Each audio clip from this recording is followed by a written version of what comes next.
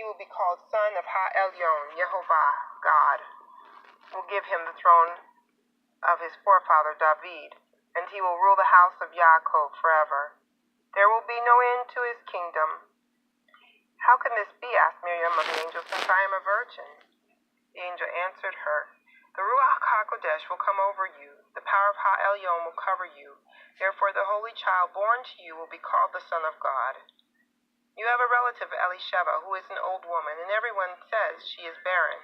But she has conceived a son and is 6 months pregnant. For with God nothing is impossible. Miriam said, I am the servant of Yehovah.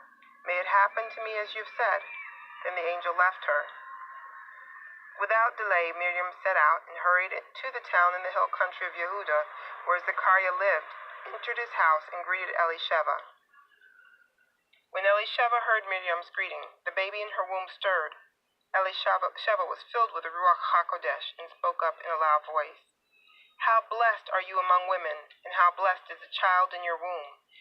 But who am I, that the mother of my Lord should come to me? For as soon as the sound of your greeting reached my ears, the baby in my womb leaped for joy. Indeed, you are blessed, because you have trusted that the promise Yehovah has made to you will be fulfilled. Then Miriam said, My soul magnifies Yehovah, and my spirit rejoices in God my Savior, who has taken notice of his servant girl in her humble position. For imagine it, from now on, all generations will call me blessed. The Mighty One has done great things for me. Indeed, his name is holy, and in every generation he has mercy on those who fear him. He has performed mighty deeds with his arm, routed the secretly proud, brought down rulers from their thrones, raised up the humble, filled the hungry with good things, but sent the rich away empty. He has taken the part of his servant Israel, mindful of the mercy which he promised to our fathers, to Abraham and his seed forever. Miriam stayed with Elisheva for about 3 months and then returned home. The time arrived for Elisheva to have her baby, and she gave birth to a son. Her neighbors and relatives heard how good Yehovah had been to her, and they rejoiced with her. On the 8th day they came to do the child's Brit Milah.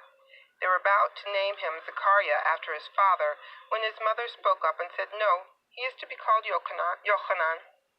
They said to her, None of your relatives has that name, and they made signs to his father to find out what he wanted him called. He motioned for a writing tablet, and to everyone's surprise he wrote, His name is Yochanan. At that moment, his power of speech returned, and his first words were a barakah to God. All their neighbors were awestruck, and throughout the hill country of Yehuda, people talked about all these things. Everyone who heard of them said to himself, What is this child going to be? For clearly the hand of Yehovah was with him. His father Zechariah was filled with the Ruach HaKodesh and spoke this prophecy. Praise be Yehovah, the God of Israel, because he has visited and made a ransom to liberate his people by raising up for us a mighty deliverer, who is a descendant of his servant David. It is just as he has spoken, through the mouth of the prophets from the very beginning, that we should be delivered from our enemies and from the power of all who hate us.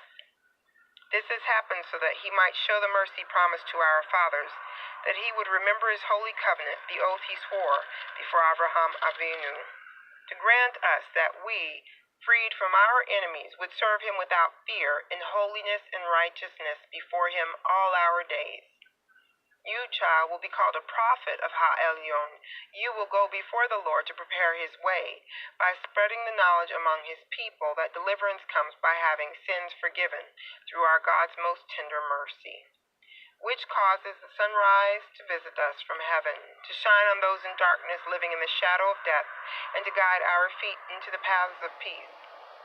The child grew and became strong in spirit, and he lived in the wilderness until the time came for him to appear in public to Israel.